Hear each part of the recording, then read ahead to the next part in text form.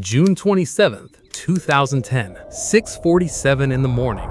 Elizabeth Lappin steps onto her front porch on Marquette Road in Montclair, New Jersey, coffee in hand. Sunday morning, quiet. The kind of quiet that belongs to suburbs at dawn. No traffic, just birds and the sound of sprinklers 3 houses down.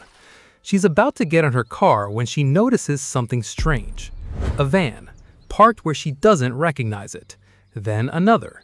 Then a third. Men in dark jackets moving quietly between the trees on her street. She stands there for a moment. Then she hears it. Federal Bureau of Investigation.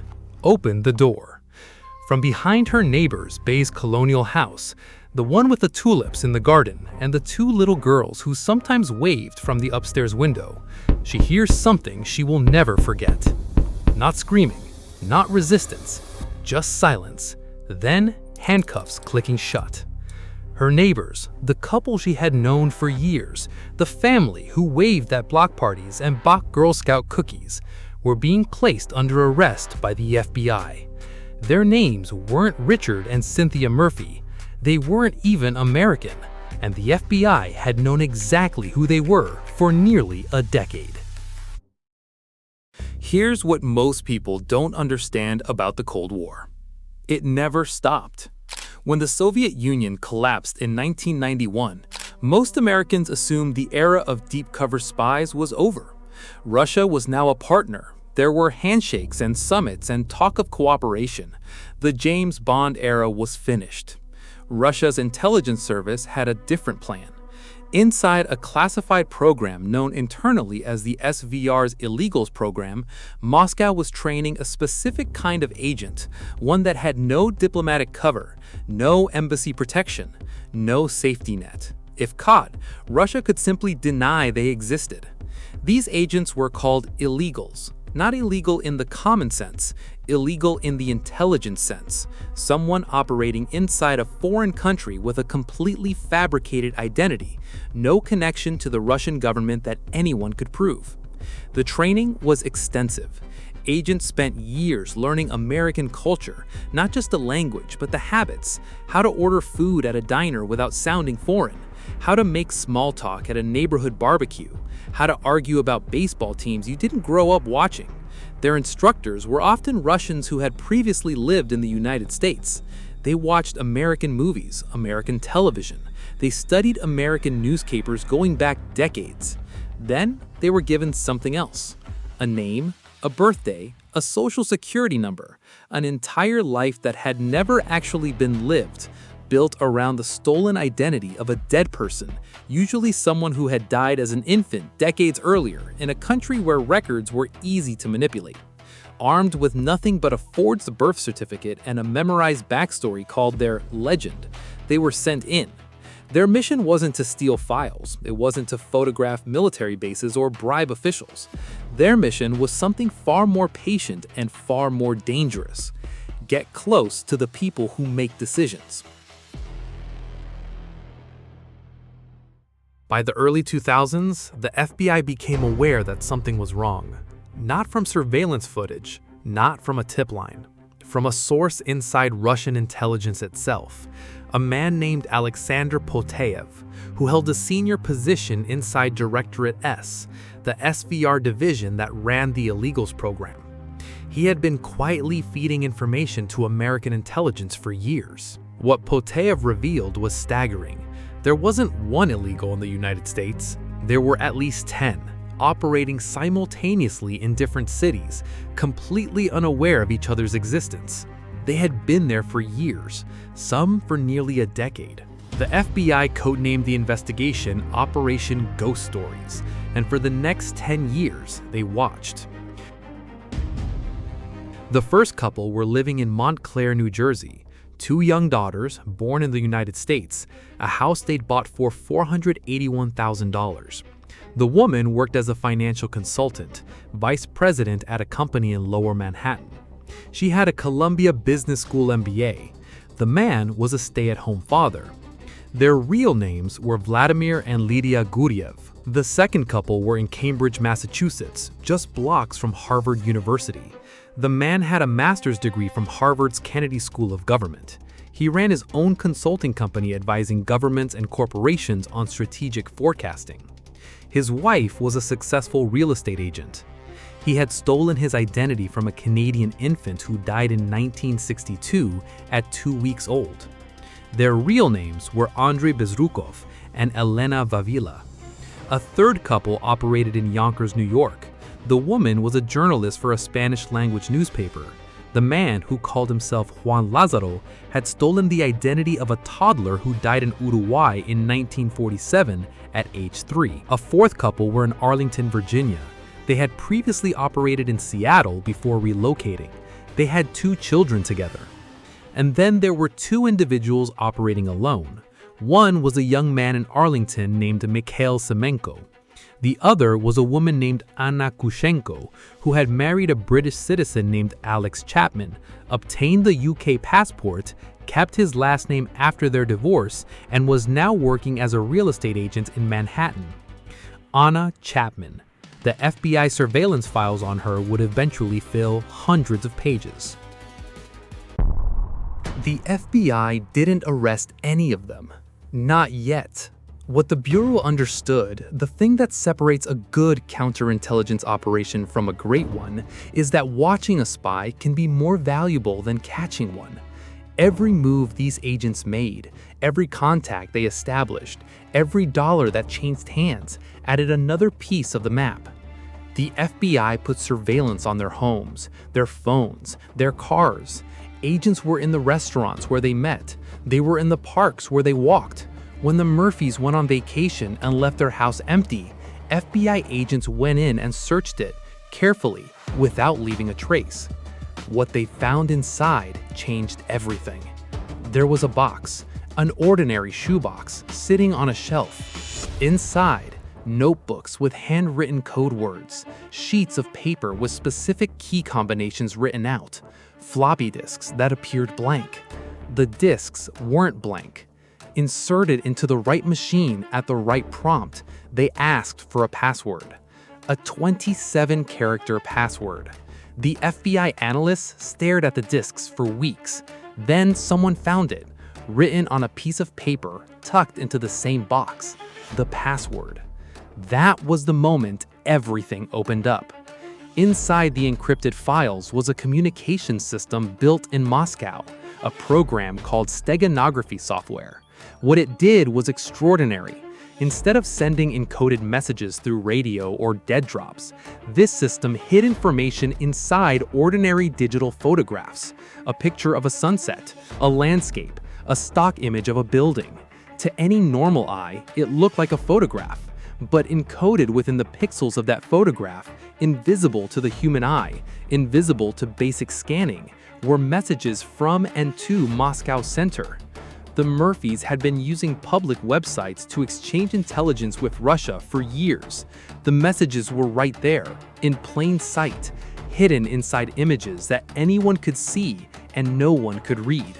From that moment forward, the FBI didn't just watch the spies, they read every message. The money trail was just as revealing. In May 2004, FBI surveillance caught a man named Christopher Metsos, the financial handler for the entire network, meeting a credentialed Russian diplomat at the Long Island Railroad Station in Forest Hills, Queens. The 2 men walked down a staircase toward each other, each carrying an identical bag. They passed without slowing down, without stopping, without making eye contact. At the midpoint on the stairs, the bags switched hands. Inside, a significant amount of cash in American dollars passed from official Russian government channels into the intelligence network, clean and untraceable. Metsos drove north that same day. The FBI followed. He stopped at a highway rest stop near Wurtsboro, New York, about 80 miles outside the city. He walked into the woods with a small shovel. He buried the money, wrapped in plastic, beneath the roots of a tree. The FBI installed hidden cameras and waited. They waited 2 years. In June 2006, a man arrived at that rest stop, walked into those same woods, dug in the exact same spot, and pulled out the package. The cameras recorded everything. Inside, $40,000 in cash and a flash drive with encrypted instructions from Moscow. That man was Mikhail Kutzik, one of the four-couple network, operating under the name Michael Zatoli. Now the FBI had something they hadn't had before: video evidence, a direct, documented connection between the buried funds and one of the agents. But they still waited, because the bigger question wasn't who these people were, it was who they were trying to reach. The answer to that question started becoming clear in 2009. Lydia Gurieva, the woman living in Montclair as Cynthia Murphy, had built a specific professional network through her work in New York's financial circles. Her employers had clients in high-level finance and politics. One client in particular drew FBI attention: Alan Patrikoff, a venture capitalist who had been finance chairman of Hillary Clinton's New York Senate campaign, and then co-chair of 2008 presidential bid. Moscow Center sent explicit instructions: try to build a relationship little by little. The FBI intercepted those instructions in real time. Meanwhile, in Cambridge, Andrei Bezrukov, posing as Donald Heathfield, had been cultivating relationships through his Harvard network that included a former senior official from the National Security Council and contacts inside the Department of Energy, contacts who worked on nuclear weapons programs. In Boston, the FBI watched as he moved closer to people who handled some of the most sensitive information in the U.S. government. Agent Maria Ricci, who ran the investigation for the FBI, later said something that explains why they waited as long as they did. If they had succeeded in obtaining classified information, that would have been the single greatest failure of my career. The surveillance was working. What they didn't know is that the window was about to close. Anna Chapman made a mistake. Not a dramatic mistake, a technical one. In January 2010, FBI surveillance caught her at a coffee shop on 47th Street in Manhattan, sitting with her laptop open. A Russian government official, who the FBI had already identified, sat in a car parked outside. Between Chapman's laptop and the official's device, a private ad hoc Wi-Fi network appeared and disappeared in seconds. The FBI had been using a commercial tool to monitor wireless networks in the area. They caught the MAC address from Chapman's laptop, a unique hardware identifier. They found the same MAC address again 2 months later at a Barnes & Noble on Greenwich Street in another exchange with the same Russian official. That was the slip-up that put her in the FBI sights. Then came June 26, 2010. The FBI moved to the final phase. An undercover agent approached Chapman in a coffee shop in New York City, posing as a Russian consular officer. His name, he said, was Roman. He gave her a fake American passport. He told her to hand it to another agent in a face-to-face meeting. Chapman had never met her handlers in person. She had never been asked to transfer documents to someone she didn't know in person. Something felt wrong. She called her father in Moscow, who himself was a senior figure in Russian intelligence. He told her to hand the passport to the police immediately, to make it look innocent. She did exactly that. But the FBI had already recorded every second of the coffee shop meeting. The same day, another undercover FBI agent met Mikhail Semenko in Washington, gave him $5,000 and instructed him to deposit it at a dead-drop location in an Arlington park. Semenko walked to the park and left the money under a bridge at 11:06 in the morning. The FBI documented both operations within hours of each other. It was enough. The arrest warrants were filed. But there was one more problem. President Barack Obama was in Canada for the G8 and G20 summits. Russian President Dmitry Medvedev was there too. Making 10 arrests of Russian intelligence officers while both presidents were on the same continent during the same diplomatic event was politically impossible. The FBI waited. On the night of June 26th, Medvedev's aircraft left North American airspace. Obama returned to the United States. The order came through at the FBI Strategic Information Operations Center in Washington. Go. June 27, 2010. Just before 11 p.m. in Boston, FBI agents knocked on a door on Trowbridge Street in Cambridge. Donald Heathfield was scheduled to board a flight to Europe with one of his sons that night. An hour's delay and he would have been beyond reach. Simultaneously, across 4 states at the exact same moment, in Montclair, New Jersey, agents closed in on 31 Marquette Road. In Yonkers, New York, 2 more arrests. In Arlington, Virginia, 2 operations running in parallel. In Manhattan, Anna Chapman. 10 agents arrested in a single night across 4 states with no warnings issued, no leaks, no mistakes. When the Murphys, Vladimir and Lydia Guriev, were led out of their house in handcuffs, their 2 daughters watched from an upstairs window. The girls had been born in New Jersey. They thought they were American. Their neighbors poured into the street. One of them, Elizabeth Lappin, the woman who had seen the vans that morning, said something later that has stayed with everyone who covered the story. She said, "I would have believed it more if you told me they were Martians." 11 days later, on July 8, 2010, all 10 defendants appeared before Judge Kimba Wood in federal court in Manhattan. One by one, each was asked to state their real name: Richard Murphy, Vladimir Guyev, Cynthia Murphy, Lydia Guyev, Donald Heathfield, Andrei Bezrukov, Tracy Foley, Elena Vavilova, Juan Lazaro, Mikhail Vasenkov, Michael Zottely, Mikhail Kutzik, Patricia Mills, Natalia Pereverseva, Anna Chapman, Anna Kushenko. For a decade, these names hadn't existed. Now they were on federal court record. Each pled guilty to 1 count: conspiracy to act as an unregistered agent of a foreign government. The following day, a government-chartered Boeing 767 left LaGuardia Airport and flew east, stopping to refuel in Bangor, Maine, then crossing the Atlantic. A Russian Yakolev Yak-42 took off from Moscow in the other direction. Both planes arrived at Vienna International Airport within minutes of each other. They taxied to a remote section of the tarmac, far from any terminal, away from any cameras, and parked nose to tail. A small bus drove between the 2 planes. The 10 Russian agents walked off the American aircraft and crossed the tarmac. 4 men walked the other way.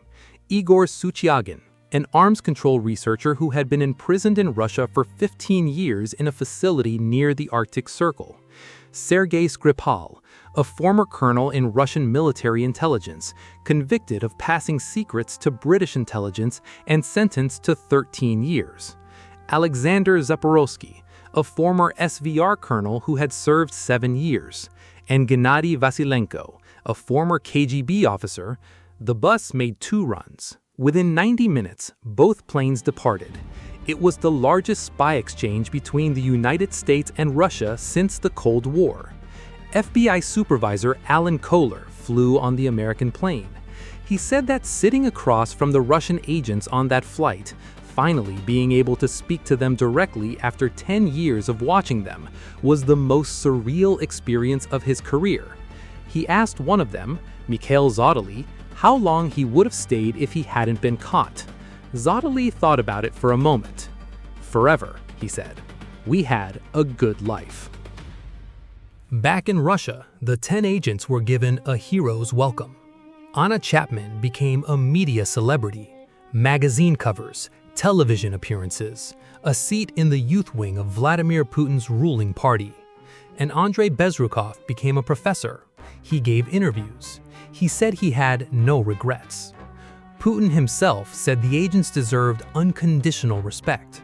And Sergei Skripal, one of the 4 men America got back, settled quietly in Salisbury, England. He bought a house. He kept a low profile. British intelligence gave him a pension. 8 years passed. On March 4, 2018, Sergei Skripal and his daughter Yulia were found unconscious on a park bench in Salisbury city center. They had been poisoned with Novichok, a Soviet-developed nerve agent, one of the most lethal substances on Earth. Both nearly died. British investigators traced the attack to two Russian military intelligence officers who had traveled specifically to England to kill Skripal. A British woman named Dawn Sturgis, who had nothing to do with any of this, who found the discarded perfume bottle that contained the Novichok residue, died several months later. Russia denied everything. The evidence was overwhelming. The message was not subtle. Traitors don't get to walk away. Not after 10 years, not after 20. The spy swap was a transaction, not a pardon. Here is what Operation Ghost Stories actually proved. It wasn't that Russia failed. They ran a program that placed trained intelligence officers inside the United States for more than a decade. They went to school with American children. They attended 4th of July parties. They raised families. One of them earned a degree from Harvard. Another got an MBA from Columbia.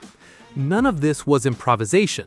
Russia budgeted for it, trained for it, funded it year after year, and waited. The only reason it ended was a single person inside Russian intelligence who chose to talk. And here is the question no one fully answers. How many people like the Murphys, like Heathfield and Foley, like the others? How many are out there right now, in suburbs you know, at jobs you pass every day, at schools your kids attend, living lives built on names that belong to people who died before you were born? The FBI's answer is careful and specific. Operation Ghost Stories sends a message to foreign intelligence services. But Alan Kohler, who led the operation for the FBI, said something else when it was over. He said, "The threat is not limited to the Russians. There are a lot of foreign services who want what we have." And that was in 2010. The families on Marquette Road still live there. The house where the Murphys were arrested was eventually sold. Someone else lives there now. The tulips still grow every spring.